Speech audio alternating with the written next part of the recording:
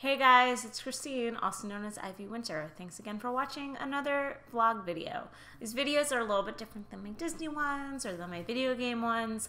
This is where I either am asked a question or asked to talk about a topic, or I pick my own topic and just kind of talk about it so you guys can get to know me a little bit better, because this channel is not just about learning about Disney and stuff, but I want to get to know you guys, and I want you to get to know me as the person who's giving you all this content. And sometimes there are things in life that I think are worth sharing because other people are dealing with them or know people who are dealing with them. And so this topic actually is not the first time this is showing up on my channel.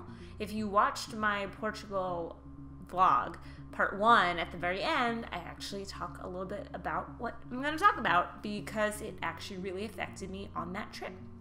And basically what I want to talk about today is what it is like to live with a chronic illness. It's something that you deal with and you try to live with day to day, and it's not like you're walking around with a big sign on your chest that says, I have a chronic illness, ask me how. You just kind of do your best to live as everyone else. This isn't a woe is me video. This isn't a what I deal with is worse than what you deal with video, because I really don't believe in that. Everybody kind of just has their own things they deal with. But this is me saying, here's my experience, here's what I'm dealing with, and here's some ways that I deal with it, and maybe some tips that can help anyone else deal with it. So my chronic illness, let's just cut to the chase, is IBS. And what is IBS? It stands for Irritable Bowel Syndrome. Try saying that 3 times fast. It is not easy. IBS tends to be one of those chronic illnesses that people hide because it has to do with your stomach, and nobody wants to talk about that. It's gross, or it's embarrassing, or this isn't something society talks about, Christine, so why are you making a public YouTube video about it? Well, because I deal with it, and I know other people who deal with it, and I bet one of you knows someone, or maybe yourself, who deals with it. So I don't think it should be something that should be shamed or anyone should be embarrassed about, because I deal with it every single day. I have to live my life around it every single day. And I shouldn't be embarrassed about something that I have to deal with in my life. I just shouldn't, especially when it's something that's difficult. And maybe I want someone to lean on about it once in a while, or maybe I need to be honest with my boss about it once in a while. And having any sort of embarrassment keeps you from telling people and keeps you from getting the support that you need. So I don't believe in that. I was diagnosed with IBS about 4 years ago. I first showed symptoms about 4.5 to 5 years ago, and thought that I just had a stomach bug that wouldn't go away. I thought I had a bug, and maybe I got over it, and maybe it kind of just messed up my system, and I was just continuously having stomach aches and running to the bathroom and all of that, and went to a regular doctor who said, this doesn't seem normal, sent me to a gastroenterologist, or GI for short, who did a whole bunch of tests. So IBS is a diagnosis of elimination. What that means is they test you for a bunch of other things that they know they can test for and get results. And if they all come back negative, they say, okay, we believe you, something's wrong with your stomach, we don't see it, we don't know what it is, we don't know how to diagnose it yet. So we're going to give you this blanket diagnosis of IBS. So they tested me for Crohn's, they tested me for celiac disease, they tested me for all different kinds of allergies, for lactose intolerance, for colitis, even for cancer. As scary as that sounds, that's something that they have to test for because they need to rule everything out. The good news is I was negative on all of them. The bad news is I was negative on all of them, which makes it really hard to understand what's wrong. You kind of sit in this bubble of like, okay, well, I know something's wrong with me. I'm having stomach aches every day. I'm having trouble getting to where I need to go without knowing where a bathroom is. I'm having issues with so many different things that I eat, but you're telling me that you can't physically find something wrong, so I don't know how to treat it. And what kind of happens from here, and something I work on with my doctor currently, is just a whole bunch of things. It's changing diets and seeing what works. It's eliminating things that I know bother me, so spicy foods, I love them, but I can't do them. I just can't do them. I actually found out in January that I'm allergic to red meat. That was totally on accident. But I found out that I'm allergic to beef, pork, and lamb which, lamb, that also makes me sad. But it made a lot of sense because I was reacting very poorly to a burger when I would eat it. So now I've cut that out of my diet. I've also added in exercise because exercise in general helps the digestive system. I have taken different sorts of medications. Some have worked, some have not worked at all, some have sort of maybe worked, and then after 6 months, not so much. Unfortunately, that's just kind of what your life is like with a chronic illness. Even those that are diagnosed and there's an understanding of like, okay, these medications work or don't work, I find that, like, from people that I know, not every medication works for everybody. And that's true for everything, right? I mean, sometimes if you get, some sort of infection and they put you on an antibiotic, there's a chance that first antibiotic is not going to work and they're going to have to put you on something else. So when it comes to chronic illness, it's a lot of that. It's a lot of figuring out what works for you. And some people find the right medication or lifestyle, and great, they just follow that for the rest of their lives and they're great. And some people, it changes. Sometimes you do something and it works for 5 years and then suddenly one day it doesn't. Sometimes you just can't seem to find the right thing at all. I'm sort of in that bucket of can't seem to find the right thing at all, but I know that there are certain things that make things better, and so I try to do them as much as possible. And I think that's one understanding, that as someone who suffers with a chronic illness, or at least someone who knows someone who suffers with chronic illness, that you have to be understanding of is that it's probably really frustrating for them. This is something that they think about every day of their lives, they're feeling every day of their lives, and they're trying very desperately to find something to make themselves feel normal.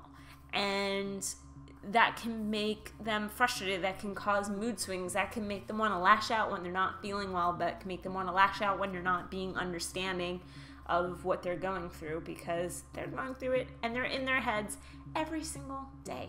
So if you know someone who is going through something that's a chronic illness, just have patience, and just, you're not going to fully understand, but just have patience and acceptance that when they say they don't feel good, they don't feel good. When they say a certain medication isn't working, it's probably not working. You got to be supportive of them in the times when they're feeling their worst, and accept that that's the truth. And sometimes there's nothing we can do about it. Sometimes I might have plans for a night and I have to skip out because I don't feel well. In Portugal, I had to skip out on an entire day in Lisbon because I wasn't feeling well. And my boyfriend Peter and his whole family went off without me because I would never hold anybody up because of the way I feel.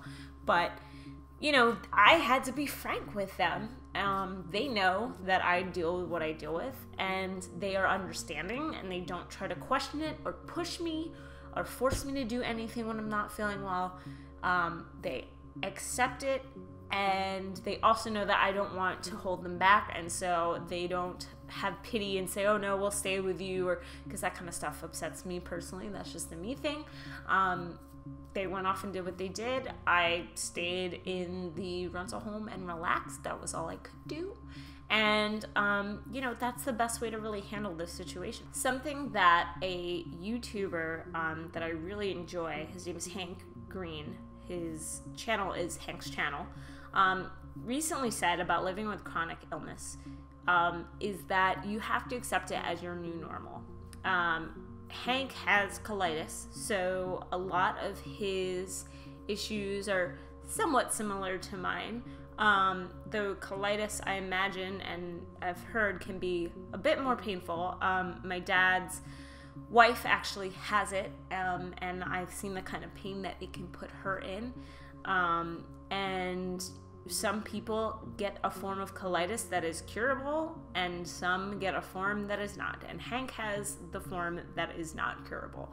And he talked about in a video that we strive so hard when we realize we have a chronic illness, when we're diagnosed with one. It's usually something new in our lives. In some cases, people are born with it.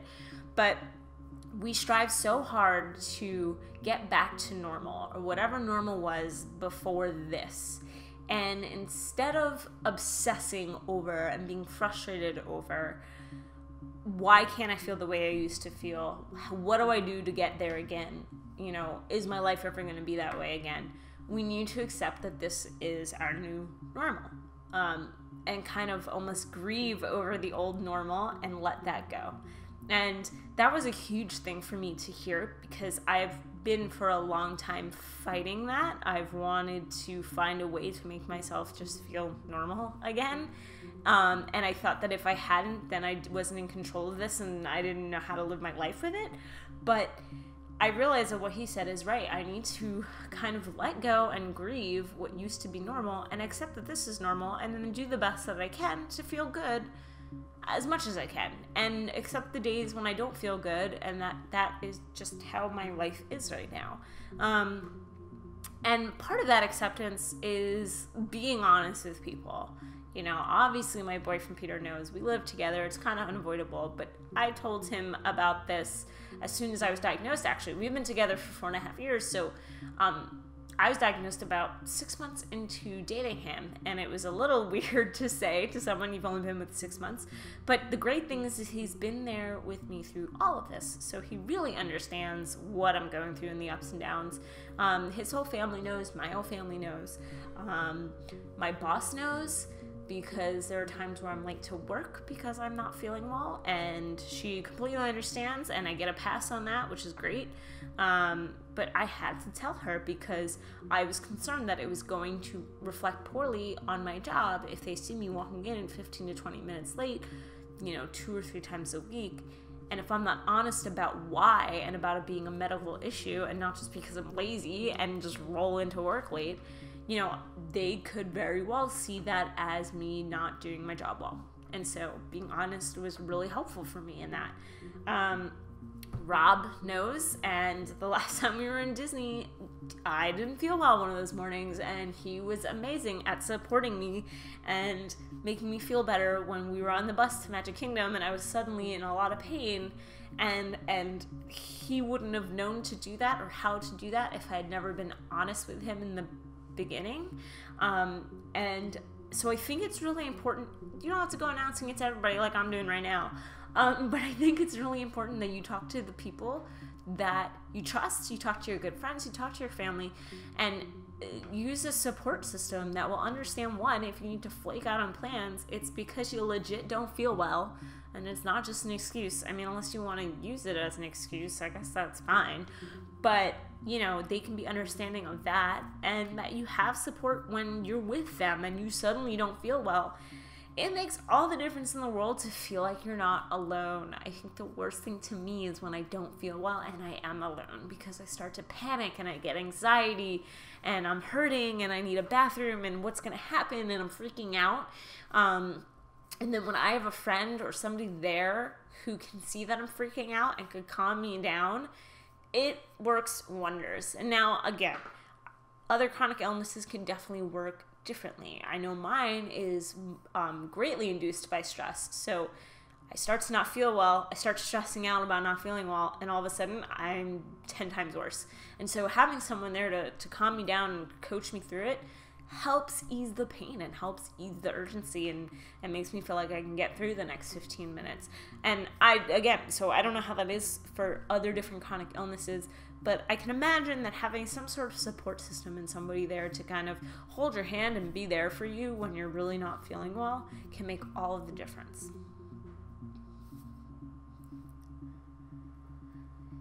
And I guess the other thing I just want to say is maybe there's somebody out there who has a chronic illness that you don't even know about, because I think we just try to live our lives, It's not like I'm just plastering this all over the place, but,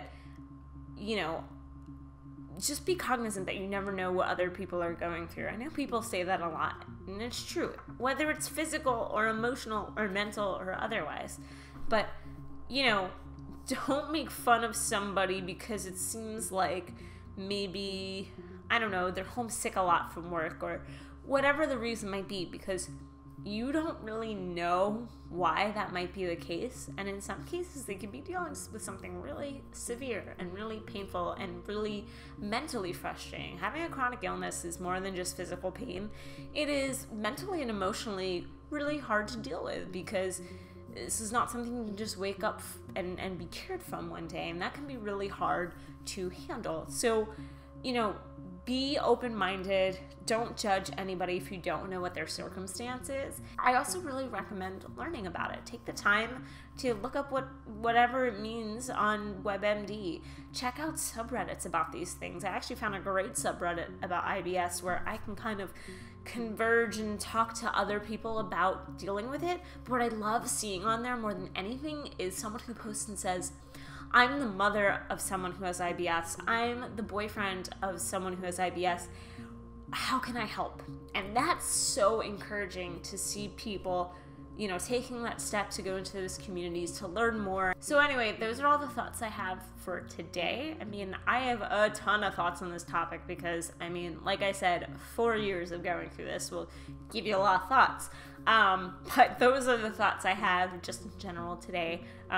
So thank you for watching another video. Thank you for letting me be honest with you guys.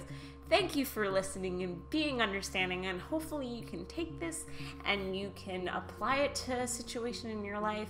And if you're dealing with a chronic illness, please feel free to reach out to me. I'm always here to be supportive, so you can leave comments, you can tweet me if you want to be private about it, you can email me. My email is ivywinter without the E, so that's IVYWINTR@gmail.com. So if you just want to talk to me one-on-one that way, you can totally do that. But, you know, love each other, guys. That's kind of my whole thing. Love each other despite all the things that we go through, and be understanding and be supportive, and that kind of just makes the world a cooler place. If you would like to see more videos like this, please hit that subscribe button.